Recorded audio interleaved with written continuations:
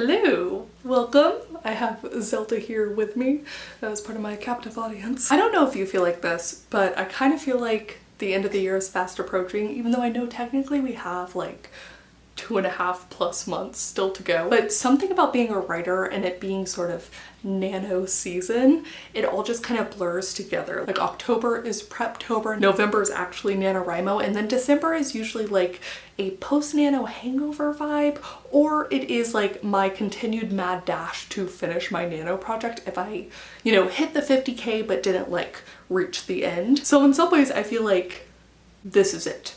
Like this is the last thing until the end of the year, and it's having me feeling kind of contemplative about the goals that I set at the start of 2023. And so I thought now would be kind of the perfect time to see how I'm doing on those, and it's like my last ditch Q4 effort to double down, see what needs some extra help. So goal 1 was actually in making of the goals. It was having non-numerical goals. I didn't want to be so obsessed with the number of words that I was writing, and also I didn't want to set any goals that were number-based. A lot of where I'm at now in writing is, besides like having to self-motivate myself, we're looking at like number of books sold or like number of views on a YouTube video or stuff like that, and I just prefer doing all the work that I can and let the numbers be what they're gonna be and not setting those goals. So that was a drastic change from like 2022, 2021, 2020 and earlier. And I'm happy to say that it's actually worked so well. I think I've noticed that I'm happier. I'm more content with the work that I do each day, focusing at the scene level rather than a certain word count. There's something wonderful as we do approach NaNoWriMo about the checking if I hit 1,667 every day or the 3,000 every day, every work day that I'm hoping for. There is something beautiful in that, but it's been nice to sort of keep it to those specific times. Now, the only problem with setting these non-numerical goals, ironically, is that the right use of ironic? Is that it can be hard to measure if I've actually successfully done the thing.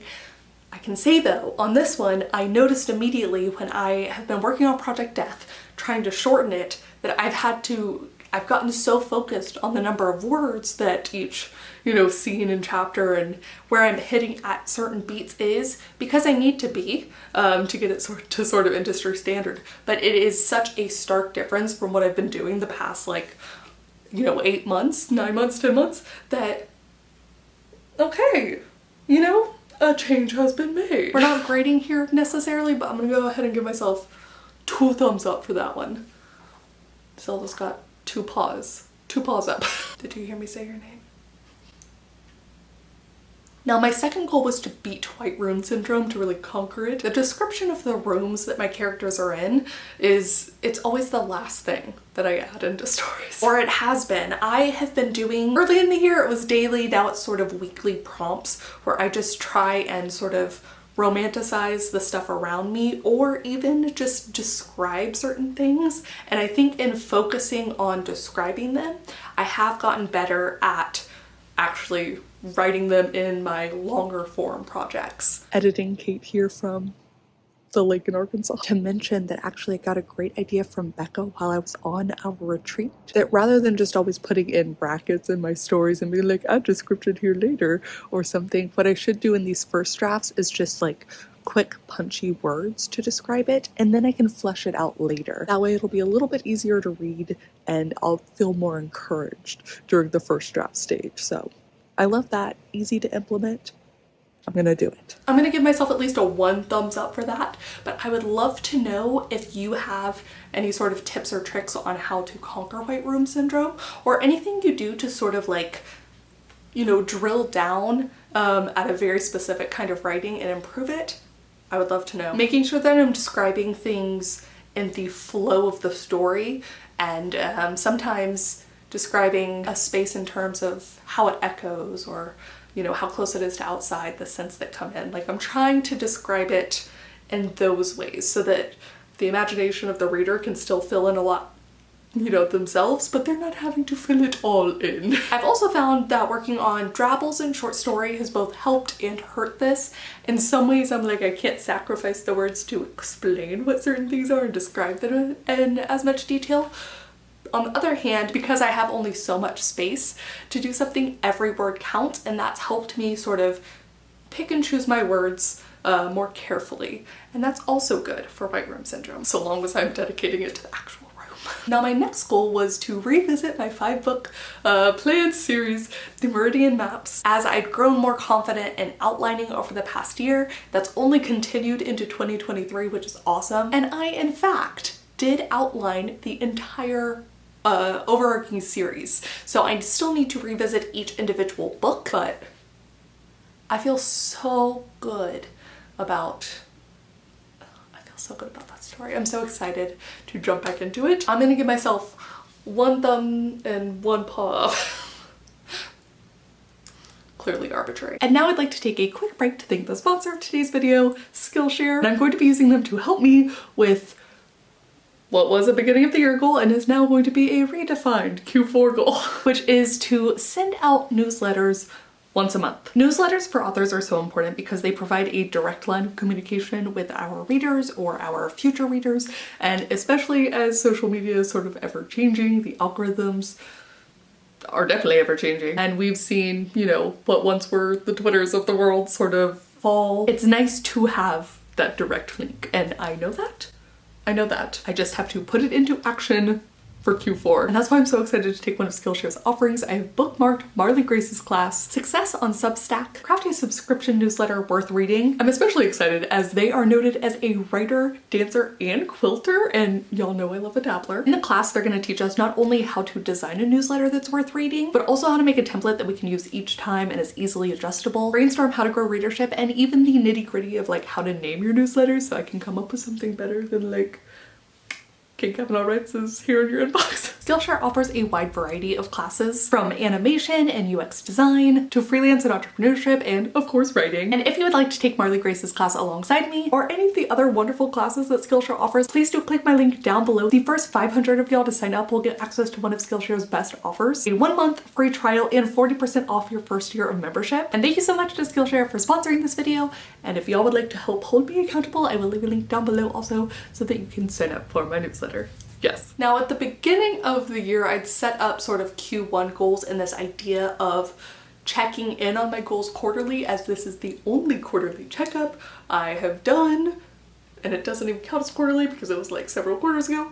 I did just want to mention that though the quarter aspect is not usually what I like, with this nano season being sort of an exception, that seasonality I've really leaned into this year, at least for half the year. As soon as I'm back from my writing retreat and road trip, which as of the posting of this video should be any day now, I'm going to be starting my sort of autumn semester, which I am so excited for. I already have the classes that I'll be taking, so I will go ahead and link that video down below. And outside of NaNoWriMo, as I sort of continue into this, something that I've noticed is with making Project Death my sole focus the last few weeks, I have really enjoyed having one project.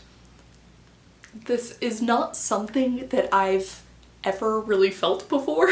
I often like to have like 2 projects at least that I'm alternating between, and that does mean that progress is typically slower than if I was just focusing on one, but like my mind I like to jump around a little bit. But you know, I'm sort of evolving and ever-changing as a writer. Maybe I feel like I'm just leaning into this next evolution next year or so, maybe focusing on one novel at a time. So I'm thinking after Nano is over, the Nano season again, going into December probably, I might just try and go one project at a time for a while after that. I don't know. I'm saying this now because I've so enjoyed working on Project Death exclusively. I might feel differently, but I've never felt like this before. So, you know, just something to note. It could indeed be part of that seasonality. Maybe summer I just want to work on one project, but I'm saying this now so that I can note it. Y'all can help me remember. Something to try. So please do comment down below. If you're someone who likes to work on multiple projects at a time, have you ever had a time where it was like just one, that was just the vibe, or even vice versa, if you've always been like a one WIP only kind of writer, how did you feel? What happened when you decided to do 2 or 3 or however many at a time? Yes. And why do you think you changed? Because I don't know, we're just going with the vibe. Now, for my reading goals, I hesitated at the beginning of the year to put a number on my goals. I even mentioned in the video that I was doing non-numerical goals, but only for writing, because I've never had a problem with counting up the books I've read. Some people find that stressful, and again, some kind of weird evolution, I started to find it stressful. So I genuinely think I'm more than on track to hit the 40 for the year. I've actually read a lot of books this year, which is awesome. But I stopped keeping count around April or May, I want to say. Don't know why. Who am I? I don't know. So my goals for Q4 actually are to finish some reading vlog ideas that I started. One of them is all the Terry Pratchett intro novels, so where you can enter into the Discworld, whether that's through the death part, the weird sister, you know, things like that. I also have a video where I'm trying to read all of the books that I bought in the last year while I was on trips or like to indie bookstores and stuff, which gives me a wide variety. I have nonfiction, I got romance, I got horror, yes. And then my local book club has been sending me books. I signed up for them and I'm just trying to read my way through all of them. There's something about getting book mail in the mail that is just so wonderful, but then you gotta read them. I'm working on that part. So if I could get all 3 of those things done and checked off, I will feel wonderful. That will be a lot of books. I don't know if you can see. Those are all the books that I bought. I will say one little twist on the non-numerical goals that I have is that for one of my experiments this last quarter, what I'm trying to do is count out 100 hours of drafting. This was voted on by my patrons a while ago, and the goal, rather than a certain number of words, is just a certain number of hours and see how many words sort of result in the end. Again, the philosophy being like, butt in chair will get it done. I'm excited to start that up again soon. And then finally, my question for y'all, a big question I have, is merging sort of the reading goal and the writing goals. I would love to know your favorite book on the revision process. I had asked this in another video, but like didn't get a lot of responses, and I think there's a very good reason for that, which is that revision is difficult and revision varies so much between everyone's different projects. It's a lot harder, I think, to give advice on what might be wrong or off about someone's project than it is to tell someone how to write a novel for the first time, for the first draft, you know? So yes, I'm on the hunt, I'm on the search. Please do comment down below and let me know if you have a good recommendation. I will check out anything. One last question for y'all is just, what are you looking forward to in Q4? Do you have any final goals for this stretch of time? Are you a quarterly goal person? Do you go more with the seasons? Let me know how you sort of plot and plan that out. Does the end of the year kind of just like, you know, there's a spike with Nano if you participate and then sort of like dribble off? Let me know how you're feeling. But thank you guys so much for watching, and I will see you all very soon with a new video. Bye!